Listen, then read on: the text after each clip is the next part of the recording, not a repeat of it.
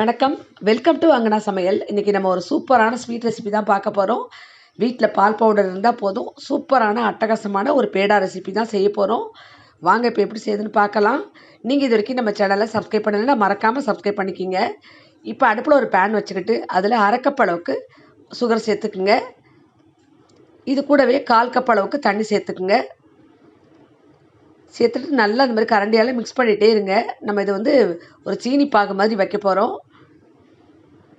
நல்லா மிக்ஸ் பண்ணிகிட்டே இருங்க. கொஞ்சம் நேரம் அடுப்பிலே இருக்கணும். நிதானமாக கைவிடாமல் இதை கலந்துக்கிட்டே இருக்கணும். இப்போ பாருங்கள், கொஞ்சம் சூடாகி லேசாக இந்த மாதிரி வருது. இன்னும் நல்லா கலந்து விட்டுட்டே இருக்கணும். இப்போ பாருங்கள், நல்லா உங்களுக்கு நல்லா பொங்கி வருது. இன்னும் கொஞ்சம் நேரம் அடுப்பில் இருக்கணும். இப்போ நம்ம செய்ய போகிற அந்த ஸ்வீட்டுக்கு நம்ம இந்த மாதிரி தான் சுகர் பவுடர் ரெடி பண்ண போகிறோம். இது மாதிரி செய்யும்போது உங்களுக்கு அந்த ஸ்வீட்டோட டேஸ்ட்டு, அந்த டெக்ஸ்டர் எல்லாமே ரொம்ப நல்லாயிருக்கும். நான் பின்னாடி இந்த வீடியோவில் சொல்கிறேன். இப்போ நல்லா நீங்கள் கலந்து விட்டுக்குங்க. இப்போ பார்த்தீங்கன்னா தெரியும், உங்களுக்கு நல்ல ஒரு நுரை மாதிரி வருது. இந்த மாதிரி வர வரைக்கும் நீங்கள் பாகு அடுப்புலேயே வச்சுருக்கணும். இப்போ நல்லா இது மாதிரி மிக்ஸ் பண்ணி விட்டுட்டு அடுப்பை ஆஃப் பண்ணிவிடுங்க. இப்போ நான் அடுப்பை ஆஃப் பண்ணிட்டேன். அடுப்பை ஆஃப் பண்ணிவிட்டு இதில் கொஞ்சமாக நெய் சேர்த்துக்கலாம். ஒரு 3/4 ஸ்பூன் அளவுக்கு நெய் சேர்த்துட்டு இப்போ நல்லா அதையும் மிக்ஸ் பண்ணி விட்டுக்குங்க. இந்த நெய் நல்லா கரைஞ்சி இது இப்படியே நம்ம நல்லா ஆற விடணும். பாருங்கள், இப்போ நெய் நல்லா கரைஞ்சிச்சு. இது இப்படியே நம்ம ஒரு 10 நிமிஷம் விட்டுறலாம். நல்லா ஆறின பிறகு நம்ம பார்க்கலாம்.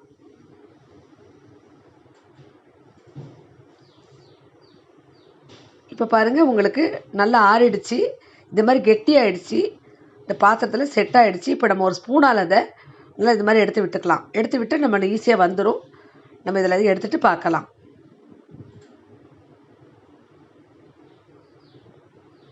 இப்போ பாருங்கள், நான் ஸ்பூனால் இந்த மாதிரி எடுத்து விட்டுட்டேன். நல்லா தூளாக வந்துருச்சு. இதை நம்ம இப்போ ஒரு மிக்ஸி ஜாரில் சேர்த்து நல்லா பவுடர் பண்ணி ஃபைன் பவுடராக எடுத்துகிட்டு வந்துடலாம். இப்போ பாருங்கள், நல்லா இந்த மாதிரி நான் ஃபைன் பவுடராக மிக்சியில் போட்டு எடுத்துகிட்டு வந்திருக்கிறேன்.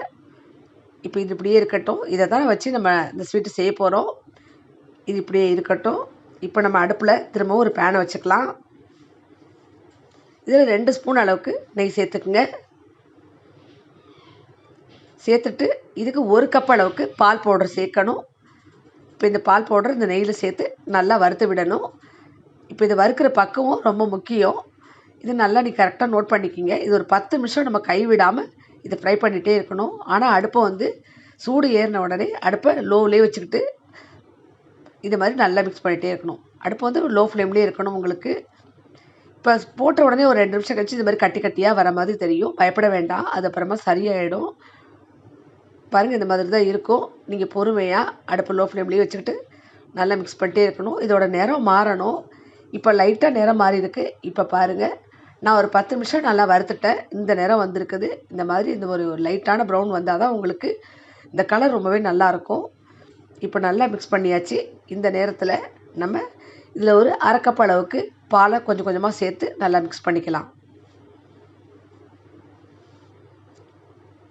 இப்போ மிச்சம் எல்லா பாலையுமே சேர்த்து நல்லா மிக்ஸ் பண்ணி விட்டுக்கலாம்.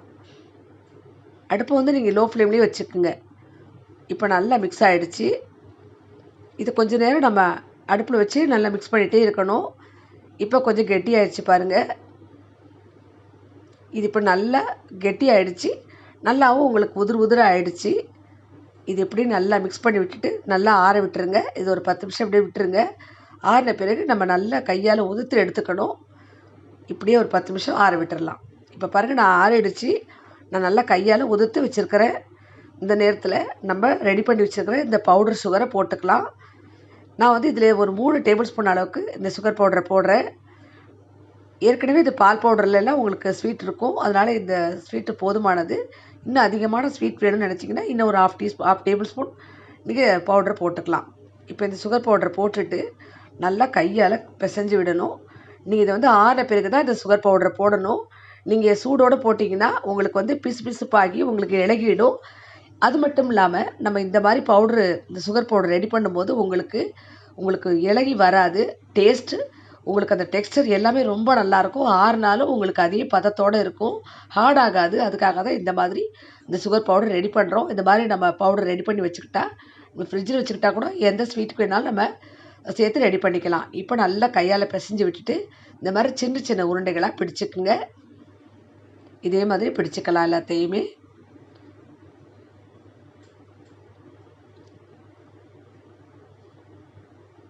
இந்த மாதிரி சின்ன சின்ன உருண்டைகளாக பிடிச்சிக்கலாம். பிடிச்ச பிறகு நம்ம ரெடி பண்ணியிருக்கிற இந்த சுகர் பவுடரை கொஞ்சமாக சேர்த்து அது மேலே அப்படியே நம்ம பிரட்டி எடுத்துக்கலாம். இந்த மாதிரி கோட் பண்ணி எடுத்துக்கோங்க. இப்போ நமக்கு ரொம்ப சூப்பராக இந்த மத்தூர் பேடா ரெடி ஆகிடுச்சு. ரொம்ப ரொம்ப நம்ம இனிமேல் கடையிலலாம் வாங்க வேண்டாம், வீட்டிலே செஞ்சுக்கலாம். இதோட டெக்ஸ்சர் பாருங்கள், ஆறின பிறகும் இதே மாதிரி தான் இருக்கும். சாப்பிட்றதுக்கு ரொம்ப ரொம்ப சூப்பராக இருக்கும். நீங்கள் கண்டிப்பாக ட்ரை பண்ணி பாருங்கள். இது வீட்டிலேயே நம்ம ரொம்ப ஈஸியாக டக்குன்னு இந்த மாதிரி செய்யலாம். ரொம்ப சூப்பராகவும் இருக்கும். நீங்கள் கண்டிப்பாக செஞ்சு பார்த்துட்டு கமெண்ட்டில் சொல்லுங்கள்.